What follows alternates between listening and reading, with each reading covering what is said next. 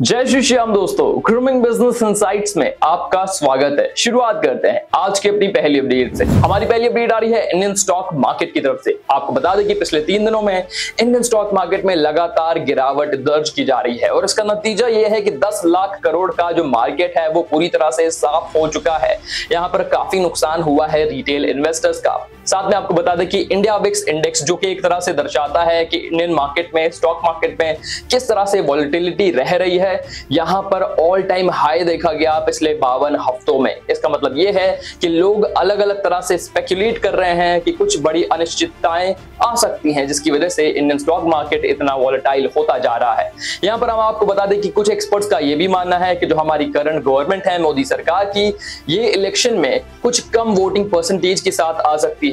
यहाँ पर बहुत सारे लोगों का पहले ही मानना था कि जो करंट गवर्नमेंट है अगर रिपीट होती है तो मार्केट पे ज्यादा असर नहीं पड़ेगा, लेकिन अब चुनावी माहौल पूरी तरह से बदल चुका है, जिसकी वजह से ये लगता है कि हो सकता है कि करंट गवर्नमेंट को कुछ वोटों का नुकसान हो जाए। आपकी क्या राय है, कमेंट में बताइएगा। अगली खबर में हम बात करेंगे पड़ोसी मुल्क पाकिस्तान के बारे में। पाकिस्तान के बारे में आप जानते हैं हमारा पड़ोसी मुल्क है और हाल फिलहाल में इकोनॉमिक क्राइसिस का सामना कर रहा है। इसी बीच में पाकिस्तानी गवर्नमेंट ने पाकिस्तान की टेलीकॉम कंपनीज को कुछ ऐसे फरमान दे दिए हैं जिसकी वजह से पाकिस्तानी टेलीकॉम कंपनीज के हाथ पैर फूल गए हैं।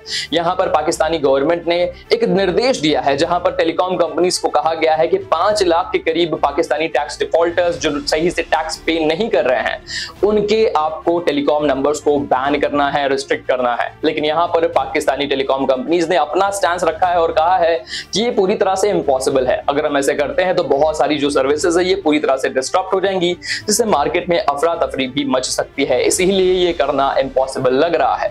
हम आपको बता दें कि पाकिस्तान अब चाहता है कि वहां पर जो टैक्सेशन सिस्टम है वो और अच्छा हो जाए, ताकि लोग ज्यादा से ज्यादा सही टाइम पर टैक्स दें, और इसे बेहतर करने के लिए पाकिस्तान ये कदम उठा रहा है।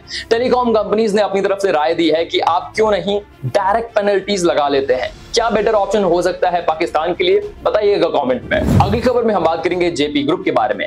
अपडेट ये आ रही है कि जेपी ग्रुप की कंपनी जेपी एसोसिएट्स हाल ही में अपने 4000 करोड़ के करीब के लोन पर डिफॉल्ट कर चुकी है, यानी कि इन्होंने ये अमाउंट पे नहीं किया है। आपको बता दें कि ओवरऑल इन्होंने जो लोन लिया है ये 29,000 करोड़ से ज्यादा का रह रहा है, और इनका मानना है कि जैसे ही हम अपने सीमेंट बिजनेसेस को डिसइन्वेस्ट करेंगे, उससे जो पैसा आएगा हमारा लोन अमाउंट भी कम होता जाएगा। लेकिन फिलहाल बात यह है कि जो पैसा है इन्हें 2037 तक देना है, लेकिन उसके पहले ही कंपनी 4000 करोड़ के अपने लोन पर डिफॉल्ट कर चुकी है। अगली खबर आ रही है सुप्रीम कोर्ट ऑफ इंडिया की तरफ से। सुप्रीम कोर्ट ऑफ इंडिया ने एक बार फिर से फटकार लगाई है पतंजलि के मिसलीडिंग एडवर्टाइजमेंट मामले में, और ये फटकार लगाई गई है इन्फ्लुएंसर्स को, सेलिब्रिटीज को और साथ में इंडियन मेडिकल एसोसिएशन को।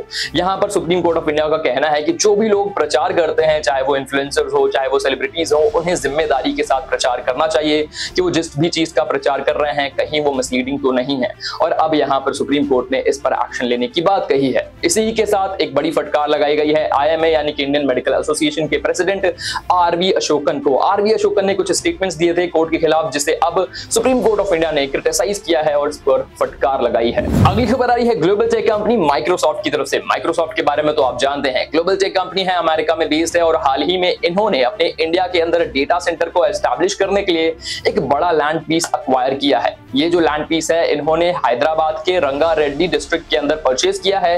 ये डिस्ट्रिक्ट के अंदर इन्होंने 48 एकड़ के करीब लैंड परचेज किया है और इसकी कीमत 267 करोड़ बताई जा रही है। इसके पहले भी हमने देखा है कि माइक्रोसॉफ्ट जैसी कंपनीज अब अपने डेटा सेंटर्स को लेकर बहुत ही ज्यादा सीरियस हैं।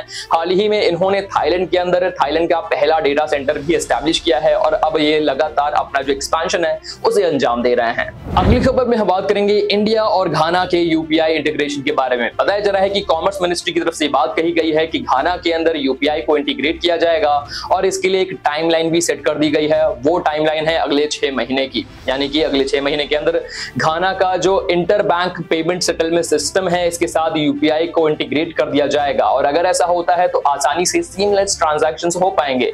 दोनों देशों के बीच में जो ट्रांजैक्शन है ये एक दूसरे के जो ट्रेड है उनमें भी सहूलियत दे पाएगा और इसके इसके लिए टाइमलाइन को 6 महीने के लिए सेट किया गया है। हम लगातार देखते जा रहे हैं कि यूपीआई का जो इंटीग्रेशन है दुनिया भर में फैलता जा रहा है, चाहे वो फ्रांस हो, श्रीलंका हो, यूएई हो, और अब ये अफ्रीकन देशों तक पहुंच चुका है। अगली खबर आ रही है इंडियन स्टॉक एक्सचेंजेस एनएसई और बीएसई की तरफ से।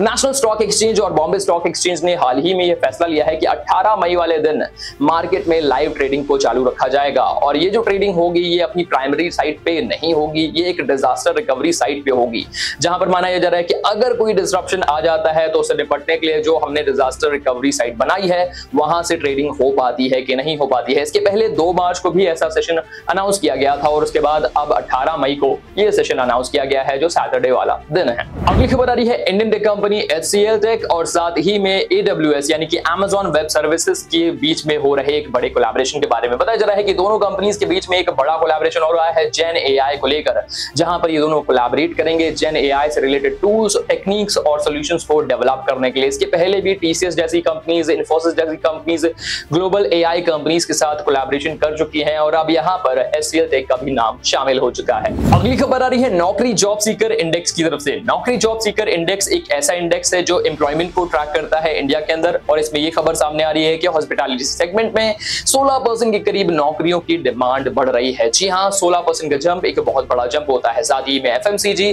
Oil and gas, in sectors में भी नौकरियों की भरमार हो रही है। यहाँ पर फ्रंट रनर, ऑफिस मैनेजर्स और हाउसकीपिंग सुपरवाइजर्स की जॉब में भी इजाफा हो रहा है, जो बेसिकली दिल्ली, बेंगलुरु और मुंबई जैसे शहरों में देखने को मिल रहा है। अगली खबर में हम बात करेंगे इंडिया के अंदर बढ़ रही फ्यूल डिमांड के बारे में। आपको बता दें कि इंडिया के अंदर जो फ्यूल डिमांड है ईयर ऑन ईयर बेसिस में अप्रैल 2024 के महीने तक 6.1% जंप कर चुकी है।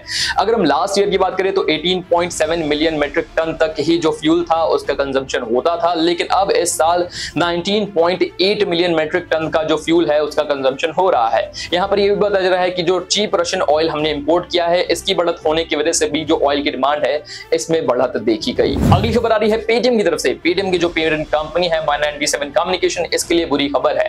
पिछले 10 सेशंस में देखा जा रहा है कि इनका जो शेयर है वो मार्केट में गिरता जा रहा है। अगर हम साल 2024 की बात करें तो 50% से ज्यादा का डिक्लाइन केवल साल 2024 में दर्ज किया गया है, और इसके पीछे की बड़ी वजह रह रही हैं। मार्केट पेटीएम के लिए फेवरेबल बिल्कुल भी नहीं रह रहा है। इसके पहले पेटीएम पेमेंट्स बैंक पर आरबीआई ने एक्शन ले लिया था, और उसके बाद से पेटीएम का जो शेयर है उसमें काफी गिरावट दर्ज की गई है। अगर हम बात करें तो साल 2021 में पेटीएम की जो वैल्यूएशन थी, मार्केट कैपिटलाइजेशन था, ये $20 बिलियन के करीब का था, लेकिन अब इनका जो मार्केट कैप है ये $2.5 बिलियन के करीब रह चुका है। अगली खबर में हम बात करेंगे नाइट फ्रैंक इंडिया की एक रिपोर्ट के बारे में जिसका नाम है थिंक इंडिया थिंक रिटेल 2024। यहाँ पर एक बड़ी खबर ये सामने आ रही है कि इंडिया के अंदर जो घोस्ट मॉल्स हैं इनका नंबर 64 के करीब हो चुका है। घोस्ट मॉल्स क्या होते हैं? ये वो मॉल्स होते हैं जिनके अंदर जो वैकेंसी रेट है ये 40% से ज्यादा का हो जाता है। मतलब कि ये जो मॉल्स हैं ये लगातार खाली होते जा रहे हैं। इसके पीछे की जो बड़ी वजह है वो है ऑनलाइन परचेज और ऑनलाइन शॉपिंग को बढ़ावा मिलना। आपको बता दें एक समय होता था जब फैमिलीज आपस में साथ में मॉल्स जाती थी, वहां पर परचेज एक्टिविटी करती थी, लेकिन अब इसमें भारी गिरावट दर्ज की जा रही है ऑनलाइन प्लेटफॉर्म्स के आ जाने के बाद से। आज गांव देहात में भी लोगों के पास इतने ऑप्शंस रहते हैं जहां पर वो ऑनलाइन माध्यम से ही अपने गुड्स को परचेज कर सकते हैं, और अब इसलिए जो मॉल्स के अंदर वैकेंसी रेट है ये 40% से ज्यादा का बढ़ रहा है। 64 के करीब ऐसे मॉल्स शिनाख्त किए गए हैं। अगली खबर में हम बात करेंगे डिज्नी के बारे में। डिज्नी के बारे में आप जानते हैं वॉल्ट डिज्नी बहुत ही ज्यादा पॉपुलर है। हाल ही में डिज्नी ने फैसला लिया कि ये अपने India business Disney plus Hotstar को मर्ज कर देंगे रिलायंस के वाईकॉम 18 के साथ, और इस मर्जर की वजह से डिज्नी को $2 बिलियन का नुकसान हुआ है। बताया जा रहा है कि जो नुकसान है ये गुडविल इंपायरमेंट कॉस्ट की तरह आ रहा है, और इसकी वजह से ये नुकसान डिज्नी ने झेला है। अगली खबर में हम बात करेंगे global tech giant company Apple के बारे में। एप्पल के बारे में तो आप जानते हैं अपनी लग्जरी ब्रांडिंग और अपनी सेफ्टी सिक्योरिटी फीचर्स के लिए ये जाना जाता है।